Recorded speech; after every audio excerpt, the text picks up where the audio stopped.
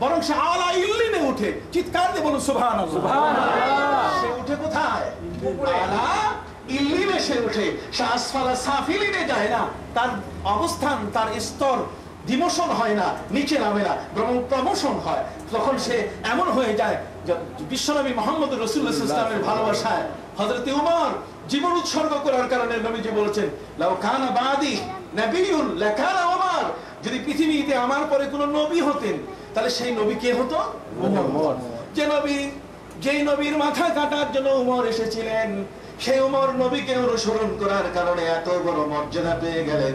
আল্লাহর নবী বলেন, যদি আমার পরে কোন নবীর দরজা খালি থাকতো, নবীর পদ যদি খালি থাকতো, তাহলে সেই পদের উপযুক্ত হযরতে উমর হতেন। সুবহানাল্লাহ। অতএব পৃথিবীতে দুজন নবী ছিলেন, অত্যন্ত দয়ার নবী, মায়ার নবী।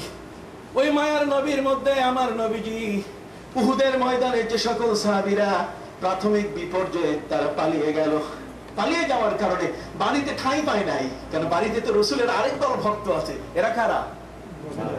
মহিলারা। কন্যা সুবহানাল্লাহ। সুবহানাল্লাহ। ঘরে শুধু পুরুষরাই নবীর ভক্ত ছিল তা কিন্তু নয়, বরং ঘরের মহিলা যারা, তারাও নবীর কি ছিল? ভক্ত ছিল। এই জন্য নারীরা ঘরের কপাট বন্ধ করে দিয়েছে, এরা ঘরের দুয়ার বন্ধ করে দিয়েছে, এরা আঙ্গিনায় ব্যারিকেড সৃষ্টি করেছে। আমার নবী কোথায়? নবীর ঠিকানা বলো, নবীকে ছাড়া তোমরা কেন ঘরে এসেছো? নবী তো আমাদের কাছে আমানত। বলুন সুবহানাল্লাহ। সুবহানাল্লাহ। তখন এরা সবাই কি করবে? ঘরে জায়গা নাই। ওদিকে আল্লাহ পাক রব্বুল আলামিন, নবী তো জিন্দা আছেন, নবীকে মারার ক্ষমতা কাউকে দেন নাই। নবী এবার ডাকা শুরু করলেন তাদেরকে, তোমরা কোথায় আছো সাহাবীরা? তোমরা যদিও বিপর্যয়ের শিকার, তোমরা ফেরত আসো। আল্লাহর নবী তাদের ডাক দেয়া শুরু করলেন। আমার আল্লাহ বলেন, নবী আপনি তখন অসুস্থ, আপনি কঠিন অসুস্থ, আপনার দাঁত ভেঙে গেছে, লহুলাহা গোটা শরীর রক্তে রক্তাক্ত হয়েছে, আপনি মাটিতে পড়ে আছেন। আপনার এত জোর দরাজ কণ্ঠে, বজ্র কণ্ঠে সাহাবীদের ডাকার মতো শক্তি আপনার নাই। আল্লাহ বলছেন, ওয়াল্লাহু ইয়াদউকুম মিন ওয়ারাইকুম, তোমাদের পেছন থেকে আল্লাহ তোমাদেরকে ডাক দিতেছেন। তারপর নবীর কণ্ঠটাকে আল্লাহ রিলে করে সাহাবায়ে কেরামের কানে কানে ঢুকাই দিলেন। সুবহানাল্লাহ। সুবহানাল্লাহ। ইথার তরঙ্গের মাধ্যমে আমেরিকার কথাগুলো যেমন বাংলাদেশে যায়, বাংলাদেশের সম্প্রচার যন্ত্র কথাগুলো যেমন আমি আমার ঘরে বসে আমি দেখি, আমি শুনতে পাই। ভাইরা আমার, পবিত্র কুরআন মজিদে আল্লাহ পাক রব্বুল আলামিন বলেন, ওয়ান নাবিয়্যু ইয়াদউকুম মিন ওয়ারাইকুম, নবী তোমাদেরকে পেছন থেকে ডাকছেন, তোমরা শুনতে পাও না। আমি আল্লাহ তোমাদের কানে নবীর কণ্ঠের আওয়াজ পৌঁছে দিলাম। আর নবীর কণ্ঠের আওয়াজ তোমাদের কানে পৌঁছার সাথে সাথে তোমরা নিশ্চিত হয়ে গেলে নবী মরেন নাই, মারা যান নাই, নবীকে কেউ মারতে পারে নাই। ভাইরা আমার, এবার তারা ঘর ছেড়ে দিয়ে আবার উহুদের ময়দানের দিকে ছুটে গেল। নবীকে খুঁজতে খুঁজতে নবীকে তারা খুঁজে পেল। আল্লাহর নবীর কাছে ফেরার পরে পৃথিবীর সেনা নিয়ম রয়েছে, সেনাবাহিনীর যে ল রয়েছে, সে আইনের মধ্যে যদি কেউ যুদ্ধের ময়দান থেকে পালিয়ে যায় তাকে ফায়ারিং স্কোয়াডে মেরে ফেলতে হয়, তাকে আর কোনো কর্মে ক্ষমা করা যাবে না। কিন্তু আমার নবী এত চমৎকার ব্যবহার করলেন, যারা পালিয়ে গেছে তাদেরকে বললেন, কিছুই হয় নাই, আবার তোমরা আমার কোলে আসো, নতুন করে আবার যুদ্ধ শুরু করবো। যেরকম সুবহানাল্লাহ। সুবহানাল্লাহ। আমার আল্লাহ নবীর প্রশংসা শুরু করলেন। ফাবিমা রাহমাতিম মিনাল্লাহি লিনতা লাহুম, হে নবী আপনি আপনার আল্লাহর রহমত নিয়ে তাদের সাথে আপনি আজকে যে সুন্দর আচরণ করলেন, আপনি আসল দয়াল নবী। সুবহানাল্লাহ। এত বড় অপরাধ করেছে, সারা পৃথিবী কখনো এমন অপরাধীকে ক্ষমা করে না, আর আপনি তাদেরকে কি করলেন? ক্ষমা করে দিলেন। ওই ক্ষমা করার কারণে আল্লাহ নবীর প্রশংসা করছেন, আপনি দয়াল নবী, আপনি ক্ষমার নবী।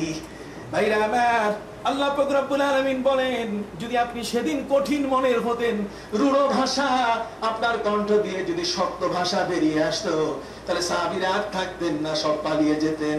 আল্লাহ বলেন, ওয়ালাউ কুনতা ফাযযান গালিযাল কলবি লাম ফাদ্দু মিন হাওলিক, যদি আপনি রূঢ়ভাষী হতেন, আপনি যদি কঠোর ভাষী হতেন, আপনি যদি তিক্তভাষী হতেন, তাহলে আপনার সাহাবীরা আপনার পাশে থাকতো না। তাহলে জগতের মধ্যে দুজন নবী ছিলেন দয়ার নবী, দুজন নবী ছিলেন মায়ার নবী, জামালিয়াত যাদের ভিতরে কাজ করেছে। আর দুজন নবী ছিলেন কি? খুব জালালি মেজাজের নবী, শক্ত কঠিন ছিলেন। তার মধ্যে একজন কে? হযরতে নূহ আলাইহিস সালাম, আমি বলতেছিলাম নূহ নবীর কথা। সম্মানিত সুধী, হযরত নূহ নবী দেখলেন 950 বছর ধরে মাত্র 80 জন মানুষ, তাহলে এদেরকে আর রেখে লাভটা কি? তিনি গরম হয়ে রাগ করে আল্লাহর কাছে হাত পাতে বলা শুরু করলেন, রব্বি লা তাদার আলাল আরদি মিনাল কাফিরিনা দাইয়ারা ইন্নাকা ইন তাযারহুম ইউদিল্লু ইবাদাকা ওয়ালা ইয়ালিদু ইল্লা ফাজিরান কাফারা। আল্লাহ, তোমার কাছে বিচার দিলাম, রব্বি লা তাযার আলাল আরদি মিনাল কাফিরিনা দাইয়ারা, একজন কাফেরের জন্য বাদ না যায়, আপনি সবাইকে ধরবেন। যারা কাফের, আমার প্রতি ঈমান আনে নাই, তাদের কাউকে আপনি ছাড়বেন না। রব্বি লা তাযার আলাল আরদি মিনাল কাফিরিনা দাইয়ারা ইন্নাকা ইন তাযারহুম, যদি আপনি কোন একজনকে ছেড়ে দেন, ইউদিল্লু ইবাদাকা, তাহলে এক শয়তান লক্ষ কোটি মুসলমানকে শয়তান বানায় ফেলবে। তাকে এই শয়তানদের আর বাঁচায় রাখা যাবে না। আল্লাহ পাক রব্বুল আলামিন সাথে সাথে নবীর দোয়া কবুল করলেন। বিশাল প্লাবন হলো, এবং সেই প্লাবনের আসার আগে হযরতে নূহ আলাইহিস সালামকে আল্লাহ বলেন, ইয়া নূহ আনিসনাইল ফুলকা, নূহ তুমি এখন নৌকা তৈরি করো। নৌকা তৈরি হলো, লম্বা ঘটনায় আমি যাব না ভাইরা আমার। হযরতে নূহ নবী নৌকার ভেতরে যারা ঈমান এনেছে তাদেরকে তিনি তোলা শুরু করলেন।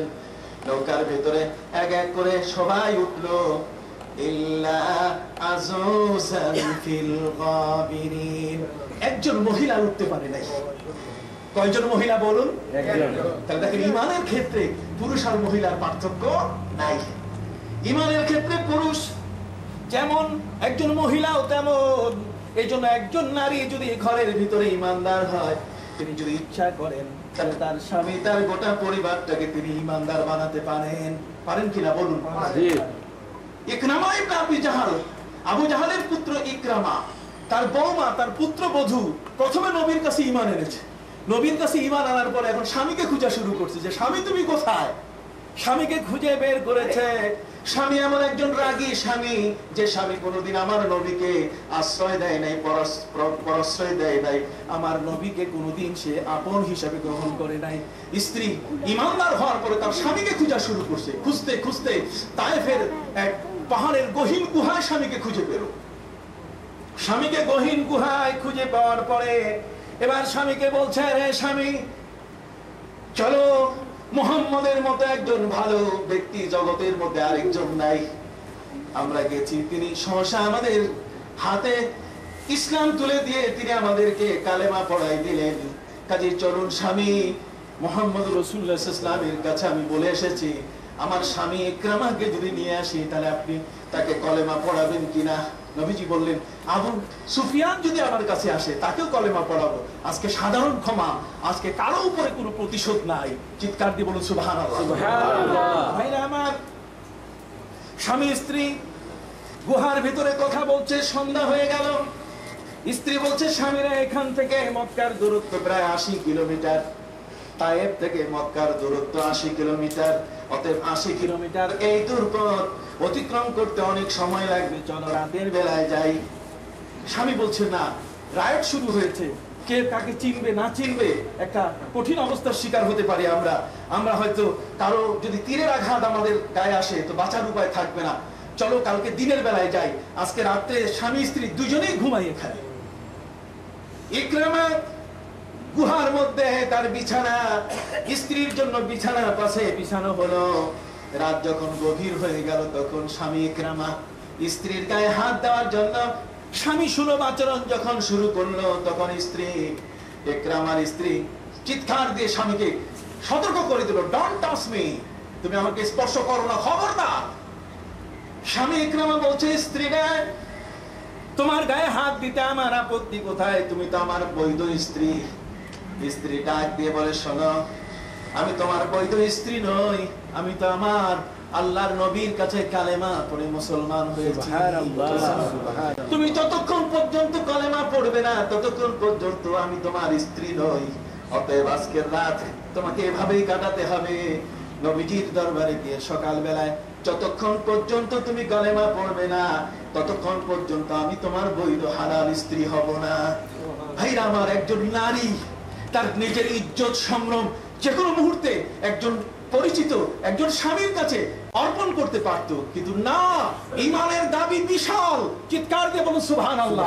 সেই ঈমানের দাবিতে কোনো পার্টিশন নাই, মাঝখানে বড় ধরনের দেয়াল নাই, কোন আইল্যান্ড নাই, কিচ্ছু নাই। অথচ স্বামীকে সে সতর্ক করে দিল, ডোন্ট টাচ মি, তুমি আমার গায়ে হাত দিও না, আমি কিন্তু পবিত্র আর তুমি অপবিত্র, তোমাকে পবিত্র হতে হলে আমার রাসূলের হাতে হাত দিয়ে কালেমা পড়তে হবে।